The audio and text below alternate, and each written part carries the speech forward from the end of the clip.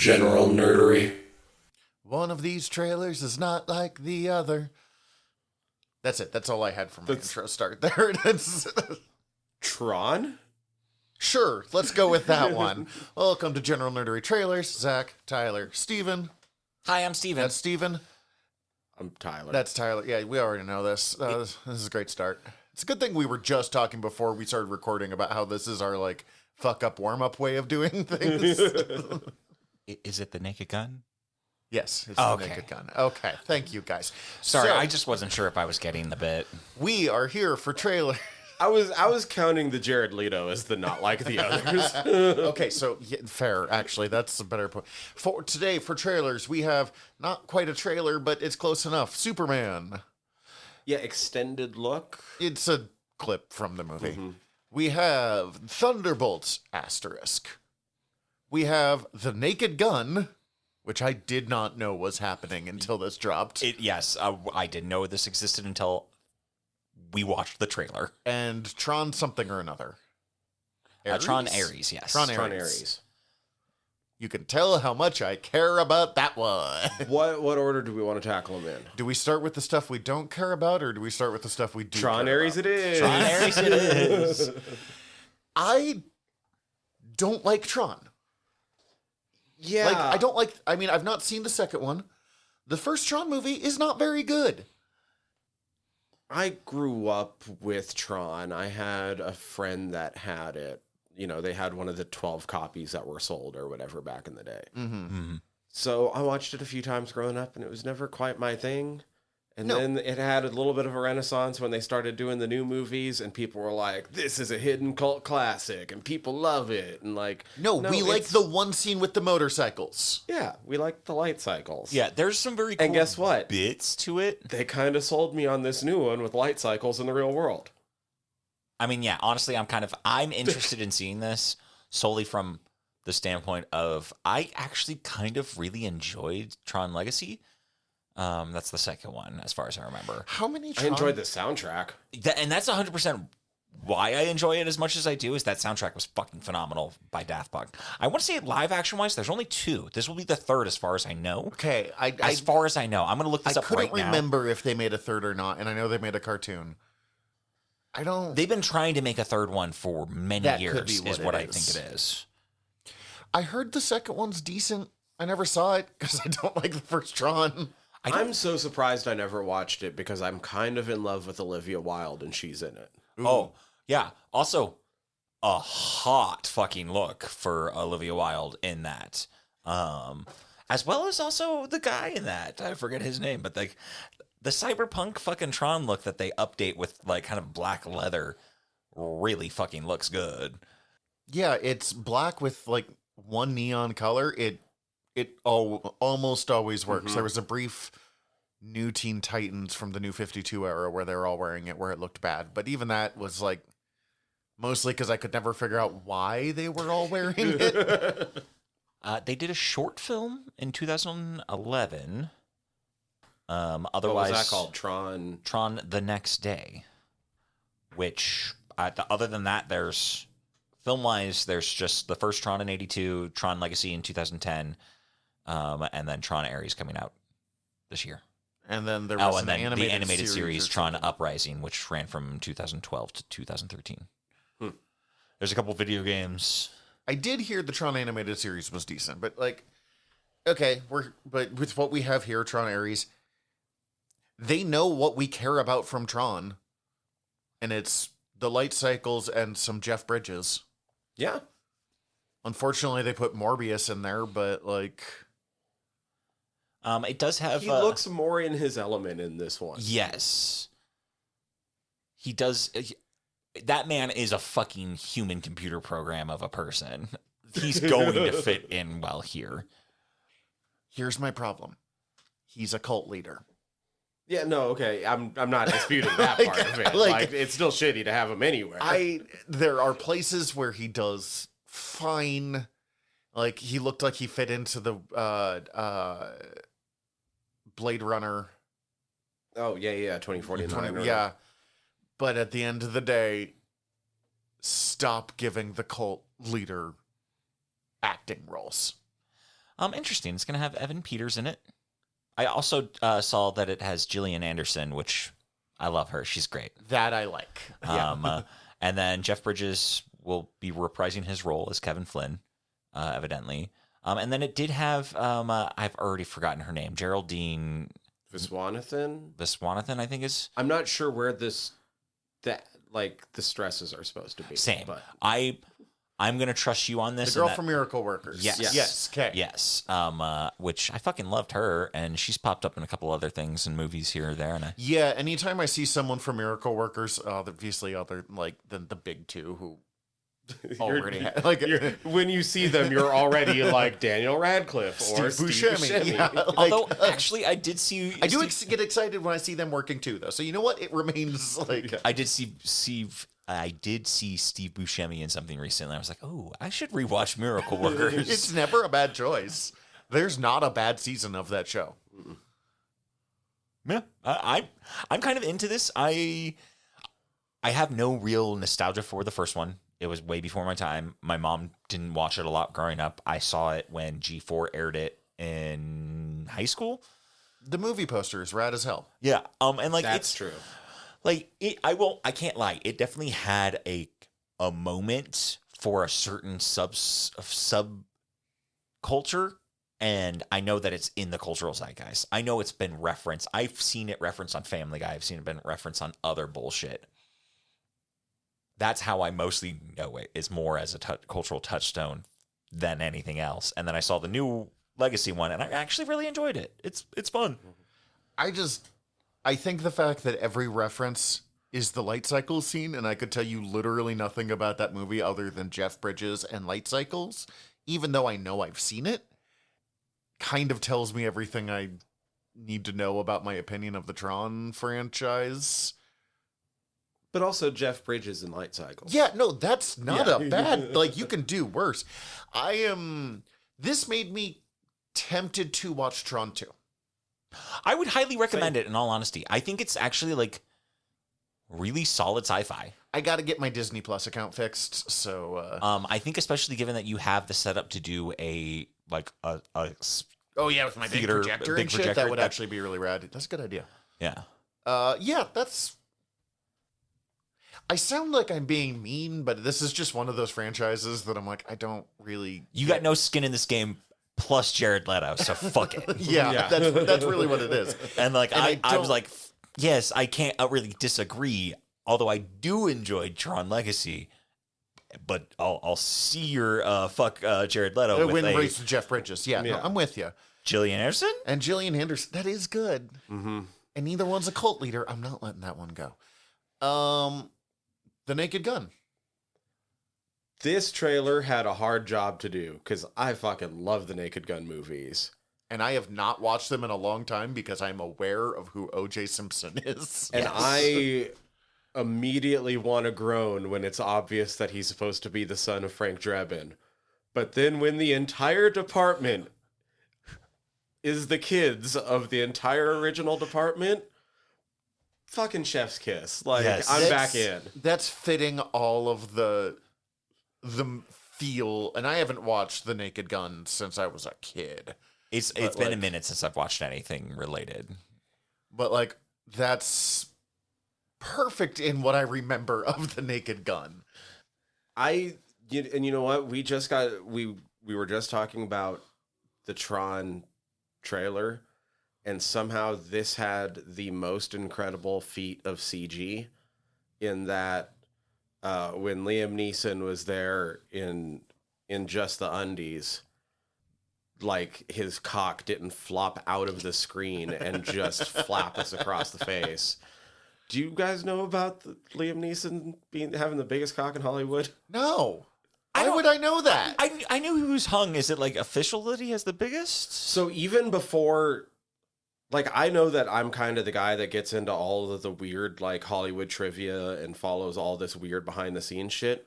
Even before I became that guy, I had heard about Liam Neeson supposedly having the largest cock in all of Hollywood. His ex, world's first supermodel, Janice Dickinson, once described it as a 1-liter Evian bottle. Holy fuck! It's that doesn't even sound fun, like for anyone involved. No, I'm sure there's someone that will yum that yuck for us. But the term is size queen. But yes, yes. I just feel uncomfortable of like my ex-wife has told the paparazzi about my giant fucking penis. Like, is he a grower versus a shower? yeah, that might be the case. Like, The most extreme case of growing in the world.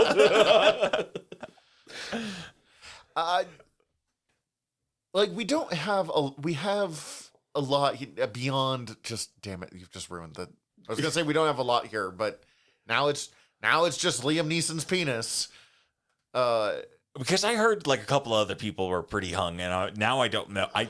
Now I have no clue, because when you put in the context of like a liter of Evian water bottle, it's like, holy fuck, I know how big those are. Also, what a fucking way of like showing you have money, of using a fucking Evian bottle, is it? No, I want to say it's what supposedly the top 4 would be like him, Idris Elba, John That one doesn't Hamm, surprise me. John Hamm's the one I know about for sure. and fucking what's his name, Willem Dafoe. I really wanted it to be Steve Buscemi for some reason. Willem Dafoe has had directors talk about how uncomfortable people are with how big his penis is on set when he has to be nude, and just like They had to use a smaller nude stand-in in the movie Antichrist, because in a movie designed to make you uncomfortable, especially the scene in which his wang is involved, he said it felt uncomfortably large and almost added too much of a comedic effect to what was going on. I don't know how I would feel about that if I was Willem Dafoe. Your giant cock makes this scene funny. And like I've heard this one, so like him and John Hamm, and I've heard like John Hamm, John Hamm is pretty much confirmed because he also doesn't like to wear underwear. He doesn't like to wear underwear, and that man wears a lot of white pants, a lot of white pants. So like that one's pretty much confirmed. But like, I'm now just like kind of mad at Idris Elba on top of it, because like that man is so fucking handsome. And now I was like, okay, I guess I understand why everybody. And he like DJs on weekends and like. God. So the Naked Gun. We were talking about Naked Guns. Thank you. We get the stopping a bank robbery scene, which is fine. It's funny, but it's mostly Liam Neeson in a little girl's outfit more than it's pretty anything funny. else. I mean, it's pretty funny. It is. I'm not saying it's not funny, but like the second bit is so much fucking So much funnier. better. so much better, but I do like that they're setting the tone. They're really setting the tone, and they are committing to This is going to be stupid. this is going to be a Naked Gun, silly, goofy kind of movie. I'm here for this. If the rest of the movie can nail it as well as this trailer, I'm here. It's really all of the people being like, "Hi, Dad, I miss you," looking at the pictures, and then getting the guy that has to say that to OJ, and him being like, Nope. Nope. That's where I was like, okay, I'm sold on this. Because, like, I love Liam Neeson. He is willing to do some pretty bad movies if they pay him. So, seeing Liam Neeson, I was like, I'm not going to immediately discount it, but I'm not going to immediately, like, be in. Because I did watch the A-Team movie he did, which is not terrible, but it's not great either. I will go to bat for that movie. I fucking enjoy it. But them not ignoring OJ, but also finding a way to, like, kick OJ's corpse in the face, I'm into it. Yes. Yeah, like that makes me feel like they're willing to not pull punches in a way that I'm kind of here for. Not that like comedy can't be that, but like, Did you ever hear Leslie Nielsen's response when asked about OJ Simpson? No. He's just like, I don't know, man. Like, that was really bad, but he was nice to me, I guess. like it's so. It is one of the most uncomfortable celebrities having to talk about someone they know moments ever, because it's OJ fucking Simpson. Like, you're like, yeah, he murdered his wife, man. I'm not going to pretend that's good. But also, it's not like that came up on the fucking set of the fucking Naked Gun. Right. Like, Right. Yeah. Like, what do you do with that?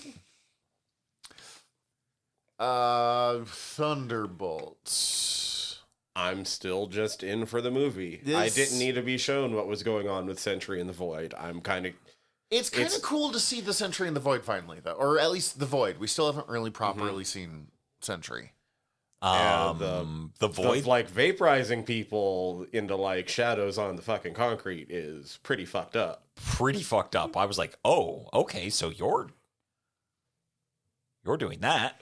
I am, admittedly, the thing I'm most excited about, even though this is the movie that I've probably looked forward to the most from Marvel since Shang-Chi. I really like Shang-Chi. Oh, wait. Everyone should really like Shang-Chi. It's a lot of fun. This is the movie that has Geraldine Swanathan in it. Yes. Yes. I had that mixed up. This is the one that has her in it. See, even better. And like a lot of actors that I've enjoyed from previous stuff, but admittedly, the thing I'm most excited about is they've finally re-released the original Sentry miniseries in a new collected edition, and my copy got lost years ago, and it is real expensive to replace. Which, honestly, fucking read that series. Like, the Sentry is a shit character for the most part, but his original appearance, perfect. Now, are you talking about his original appearance or his first appearance? Because don't they retcon his backstory?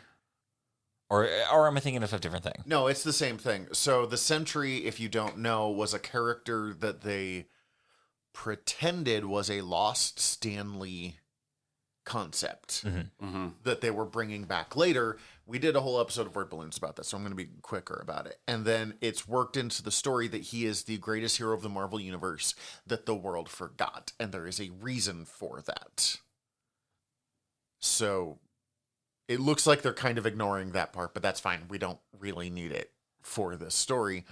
But I mean the first Sentry miniseries by Paul Jenkins and Jay Lee that is where all, you know, the thing that they made where they're like, oh yes, lost Stan Lee concept. Got it. With artists that definitely never existed. But White Widow's been great. Red Guardian's been great. I'm more interested in this than the new Avengers movies, which they've been announcing the cast for. Right.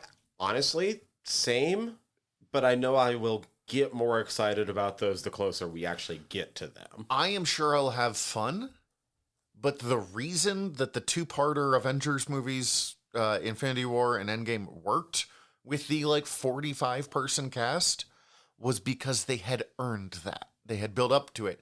I miss a 7-person Avengers team. It can just be a team. Yeah. That's it, yeah. I don't have much to say about this trailer. It was a lot of fun. It was cool to see the Void. Did we actually... I feel like we saw the... now I'm forgetting their character's name, but the person that's been in the mask the whole time. Taskmaster. Is that Taskmaster? I guess. Or Ghost? I think I'm thinking of Ghost. We haven't seen Ghost. We've seen Ghost. We haven't seen Taskmaster. Oh, okay. But we did see Ghost here, but still not Taskmaster? Mm-hmm. Okay. All right, fine. Cool, yeah. I mean, I'm really in this as much as they have the others. I'm in this movie for White Widow and Red Guardian. Yeah, pretty much. Bucky, that's fine. And Bucky. Yeah. Big time Bucky. U.S. agent's there just to make things difficult, but that's fine. That's what he's supposed to be. This almost makes me... I kind of almost want to do a full Marvel watch through. It's been a minute. That is an investment, my dude. I know it's an investment, but Still hoping Zemo shows up. Oh, yeah, that'd be great. I don't know where you would fit him, but sure. I would love it if it's just a post-credit scene. He's just And he's just dancing in the club, doing the dance from fucking Falcon and Winter Soldier. Hell yeah. Even just cut that footage in. Superman extended look. I guess, yeah. He's not having a good time. No. Crypto's a really good boy, but he was not helping things. Not at first. I mean, it's a thing. If you have... anyone who's had like a 1-year-old dog, especially one that's like a rescue, so they're not well trained, knows how fucking rough it can be. And then imagine them having Kryptonian superpowers. Like that's a lot to ask. I very much loved the bots or androids or whatever they are. The Superman robots. And especially the responses to him of like thanks, but I can't appreciate that because I'm just an automaton. And then the other clearly not just being an automaton. Like, I was like, you were clearly displaying a lot more emotion than you actually can. It's very Data from Star Trek, which is probably why it works, because Data's like, I have no emotions. I cannot grieve this. And you're like, then why are you clearly heartbroken, bitch? Like, yeah. Now I understand why I love it, because I love Data. The Fortress of Solitude is extremely disruptive to its surrounding environment. Yeah, that's got to be rough, man. The robots are actually like, someone showed a picture. They look a lot like Frank Whiteley's robots from All-Star Superman, which James Gunn said was a major inspiration. And I could feel it more in this one, even though it is a more human Superman than we get in All-Star. Have you ever read All-Star Superman? I have. Okay. And I've also watched the animated version of it. You know, for being 4 minutes long, we really didn't get that much more than what we've already seen. Yeah, they kind of just like pepper in a little bit more, mostly just like different angles of what we've already seen. But we got a different feeling than anything we've gotten in Superman for a long time. Because this Superman's got fucking broken bones. Like, when was the last time we saw that, especially on screen? As the way they're trying to sell Superman, too. Because, like, I was just thinking about this as we were watching the trailers. Like, it's kind of weird how fucked up and battered Superman is. I mean, Krypto's not helping, and the noise he makes when Krypto jumps on him, I'm like, oh god, buddy. And like I can relate to that, having a cat who's a real asshole about walking over me. Of like, oh, you are not as light as you think you are. But like, fuck, it's very interesting to see a battered and bruised and like pained Superman. Yeah, because when did it last happen? Well, and it was interesting because Superman exists in a weird level of I want him to be human, but also it is possible for he's too powerful to like make stories not matter. Superman Returns is kind of the last time I can think of a great example of it. I imagine it might have and happened. And even then, it was just he got stabbed with kryptonite again. Like, it wasn't... Got literally just beaten to a fucking pulp. But what I find funny is for years and years and years and years and years, people have been telling me the reason I don't like Superman is he's too powerful. He's too powerful, I don't like him. There's no stakes to his stories. I'm like, well, you're wrong, but that's fine. Like, whatever. You clearly have... seen the one Superman movie or whatever, which is fine. But then this happened and they showed him beat him up, and the number of people... Now, admittedly, it's a lot of Snyder fans, and I'm not saying you can't like the Snyder movies, but the number of, like, online Snyder weirdos being like, no, it's bullshit. Superman should never take damage. I'm like, I need people to fucking make up their minds. Anytime he doesn't get beaten up, we get complaints about how he never gets beaten up. We show him getting beaten up, and we're like, Superman's supposed to be invincible. My only complaint is they haven't confirmed Superman to be real fucking horny in this movie. That's my only complaint. We see him kiss Lois Lane like 4 times. That's not horny enough. Watch... It's hornier than a lot of the other Superman movies. Good point. Watch the most recent, what is it, Superman and Lois? The most recent series that just ended? With Tyler Coughlin as... Coughlin? Whatever. Yeah. Let's go with Coughlin, although Coughlin's appropriate for what I'm going. Is he the live action? Is the Tyler first one, yeah. I like him. I like he's them. Incredible. They're And great. Her Lois is good. And I just went like looking for scenes on YouTube, and maybe it's just YouTube is like real horny for those two, but there is a healthy amount of them having a sex life in that show. It's probably because I watched a lot of Adventures of Lois and Clark. Or yeah. The Dean Cain one. The Dean Cain one. Which is funny because... Dean Cain sucks. Yes. And it was a storyline that Superman didn't have sex until they got married in that series. It's just afterwards they were like, well, let's get Terry Hatcher naked as much as we can. Well, and up till that point, it was edging the series. Yeah. I can't disagree. Yo, Terry Hatcher carries that entire series. She's incredible as Lois Lane. I mean, she kind of set a lot of precedent in that. I'm pretty sure that is the Lois Lane I would have thought of for a long while. I go with the animated series first, but although Erica Durance in Smallville is just incredible. Fuck, it's been my Flash watch through has been pretty great because they touched on some Flash or not Flash Smallville. So it's been great to see that. I've been tempted to go back, but I did watch a YouTube clip or two, and I'm like, I don't know if I'm up for this. Soups. It looks good. I'm fucking here for it. I'm actually pretty in for this version of Lex. Remind me this actor's name. I'm completely Nicholas Hoult. Nicholas Hoult. Thank you. I could not remember. Nicholas Holt's a fantastic actor, and I he love Nicholas Hoult. looks more like Lex than anyone else has ever looked like Lex in a live action series. Maybe John Cryer in the Arrowverse stuff, but Surprisingly good Lex. he was great. Yeah, he's fun when he pops up.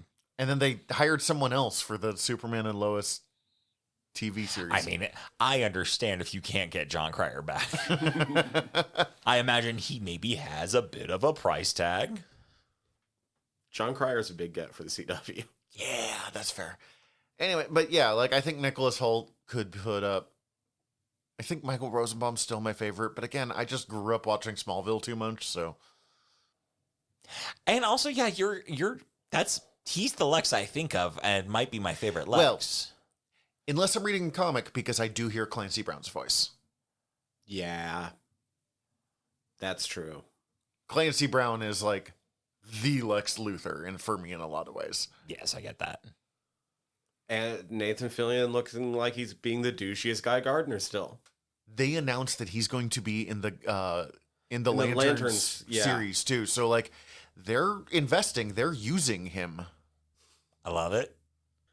God damn it, Guy Gardner.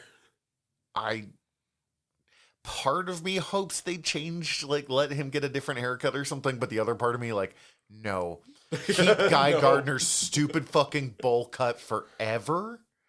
Like it's bad. There's no good way of making it work, but Guy Gardner fits in many of the same ways of US Agent, yet Guy is less shitty in most Just versions. as punchable.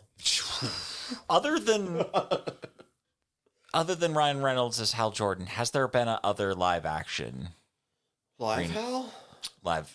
Green Lantern? In general? In Legends of the Superheroes back in the 70s or 80s, which was a live action Super Friends show that did not last very long. And in the never made it to series Justice League series from the early 90s that is infamous for looking really fucking bad. And then they loosely set up Diggle to become a Green Lantern. But then in they the changed Arrowverse. plot lines because they panicked or something. I don't know. Probably real expensive. And they just knew they weren't going to take it anywhere. Yeah. Like also, yeah, like it's mostly Real expensive to do nothing with. It's easier just to allude to the concept, and it's like maybe. Yeah, but there's a Flash episode where Oliver comes back and it's revealed that like that was a test for Diggle or something. But real quick on the never made it, only a pilot episode was ever made Justice League. Did you ever watch MASH? MASH. The like extremely famous sitcom about the hospital in the Korean War. Alan Alda. Yes, to me, but like... Oh gosh, sorry. No, MASH. my brain completely blanking that, and yes, I am familiar with MASH. Okay. I've seen some. What is his name? The Charles. He's one of the cast members to join later in the series after they get rid of Frank. He's the like super fancy boy doctor. He plays Martian Manhunter in that unaired series. And neither of you know who I'm talking about, so this means nothing to you, but it's been funny to me for years. I have now ruined this moment. It's okay, because we're right at the very end of the episode. Bye. Bye. Bye. Hi, everybody. General Tyler here. If you like the show, please hit subscribe however you're listening to us right now. Also, if you could rate and review us however you're listening to us right now, or preferably over at Apple Podcasts, we would super appreciate it, as the whole world is ran on algorithms, and we want to be all up in them, getting our voice out to more places. Also, tell your friends. We always appreciate that. If you want to get in contact with us, ask us questions, give us comments, email us generalnerderypod@gmail.com. You can also contact us through our website, www.generalnerdcast.com. While you're there, check out all of our back catalog, or click the links up at the top, as we are part of the Earworm Podcast Network. Go check out all of our sister shows. We're involved with most of them, so if you already like listening to us talk, it might be in your best interest. And if you want to check out everything from the network, head over to earworm.com, EARVVYRM.com. We'd super appreciate it. Love you all. Have a good one.